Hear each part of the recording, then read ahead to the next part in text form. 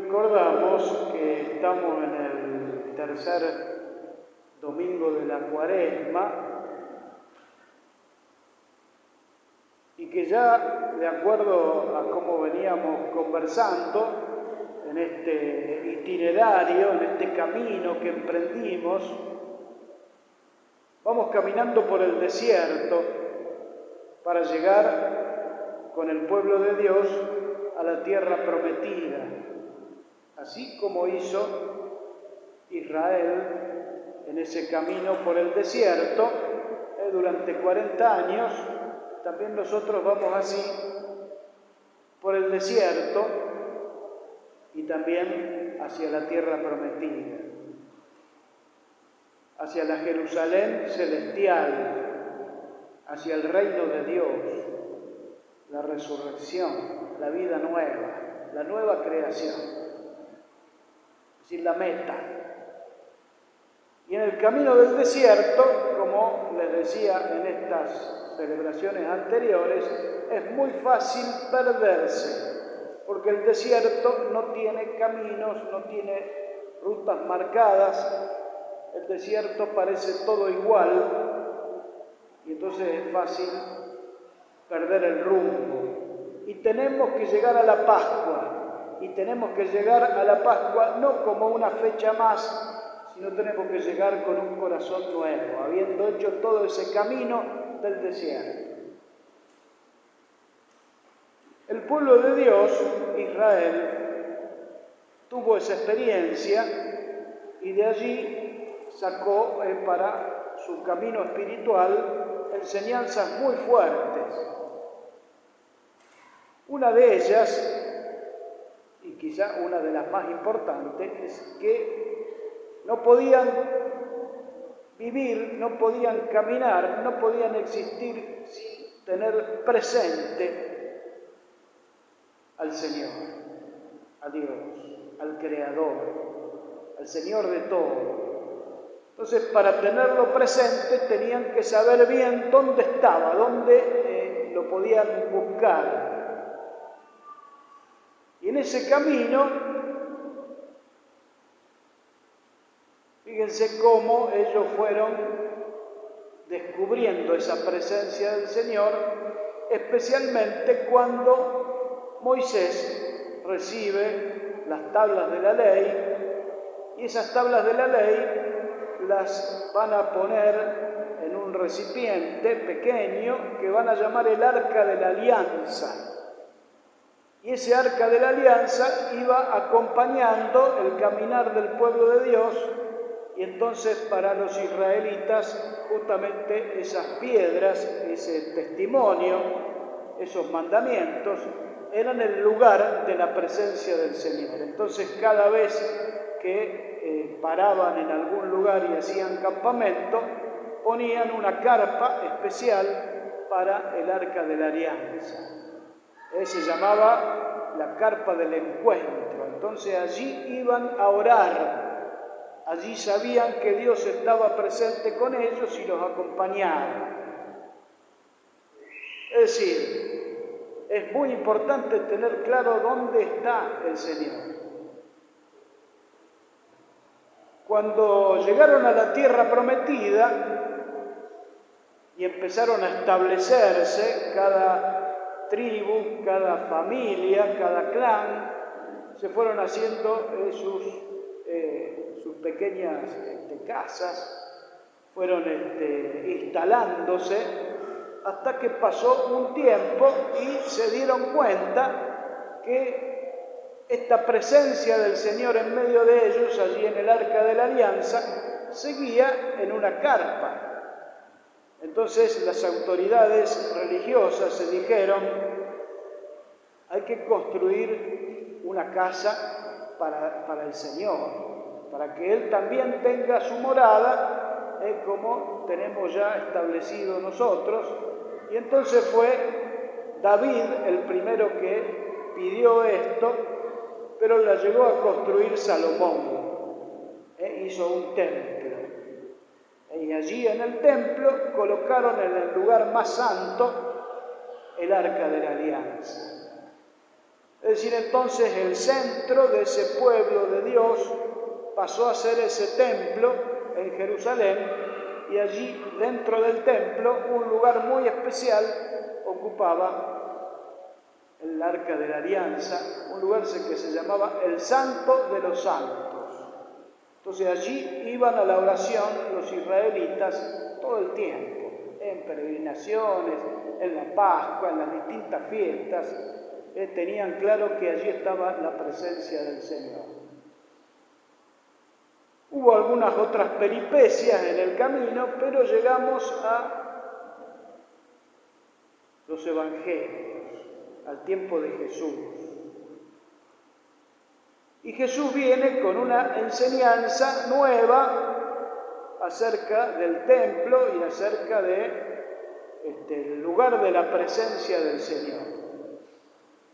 Para darnos cuenta de esto que nosotros estamos desarrollando, cuando nosotros le decimos a un chico, le mostramos el templo, le decimos, esta es la casa de Dios.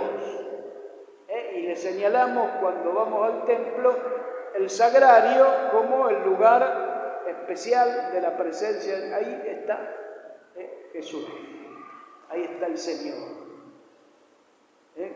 Es continuidad con toda la teología del Antiguo Testamento. Pero Jesús viene con una enseñanza nueva que descoloca totalmente. Les va a decir a los israelitas, fíjense, habiéndolos expulsado a los vendedores del templo, les dice, destruyan este templo y yo lo reconstruiré en 3 días.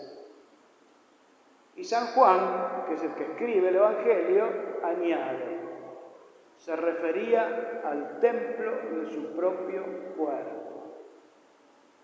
Entonces acá nos está diciendo algo muy importante. El lugar de la presencia del Señor en medio nuestro es el mismo Jesús. En Él habita totalmente la plenitud de la divinidad. O sea, ya no es el templo el centro de la vida religiosa, sino que empieza a ser Jesús. Porque Él es el lugar donde Dios habita. Si queremos encontrar al Señor, vamos a tener que pasar por allí. Por eso nosotros permanentemente, todas nuestras oraciones son por Jesucristo nuestro Señor. En Él vivimos, nos movemos y existimos. Es decir, Jesús está poniendo una enseñanza que descoloca, que renueva toda la teología. Y si ustedes ven cómo las comunidades primeras, de los primeros 300 y pico de años en la iglesia, no tenían templo, no había templo. Se juntaban en casas de familia donde podían hacer la celebración eucarística y allí compartían el pan, compartían la palabra y hacían las distintas celebraciones y oraciones y cánticos. Recién cuando aparece el Imperio Romano, Constantino, empieza a haber templos de vuelta para el nuevo pueblo de Dios que va a ser la Iglesia. Con esto ya estamos diciendo algunas cosas importantes. ¿Dónde encontrar al Señor?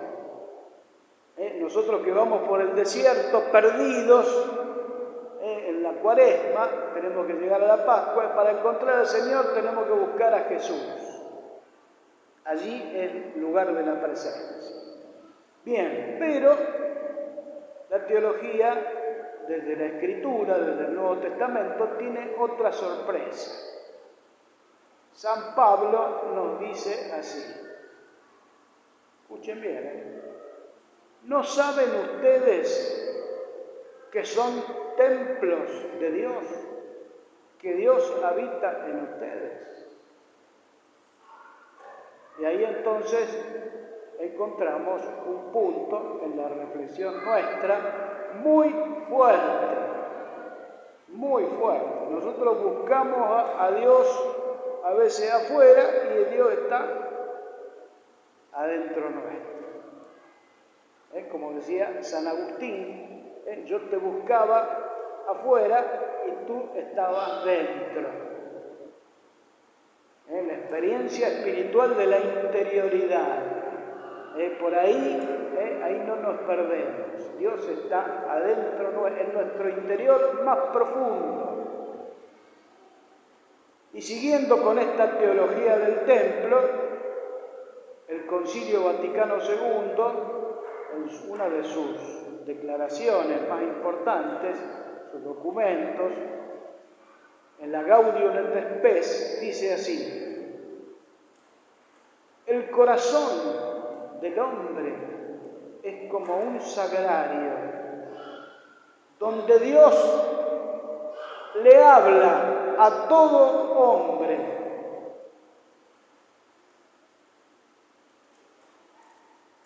¿Escucharon bien? El corazón nuestro es como un sagrario, donde Dios habita y nos habla. Entonces ahí tenemos que meternos, ahí tenemos que llegar. Entonces, aunque no hubiera templos o no tuviéramos la posibilidad de llegar a los templos, como pasó con el tema de la pandemia, tenemos ese templo, ese sagrario donde Dios está y desde allí nos habla. Entonces tenemos que meternos adentro, meternos en nuestra interioridad y sacar toda la basura que puede llegar a haber ahí, porque lo que hace es ruido y no podemos escucharlo. Entonces fíjense toda la evolución del pueblo de Dios, que fue descubriendo la presencia del Señor, cómo se va dando y cómo se responde a esta pregunta: ¿dónde está Dios? Lo buscamos en los santuarios y está bien, pero Dios está dentro nuestro y desde allí nos habla. Hay un relato muy famoso que dice más o menos esto. Es un cuento oriental que sería algo así de un personaje, como si dijéramos Don Quijote, pero un personaje así de Oriente. Se llama Nasruddin, el personaje en Oriente, muy conocido allá. Dice que estaba Nasruddin arrodillado en el pasto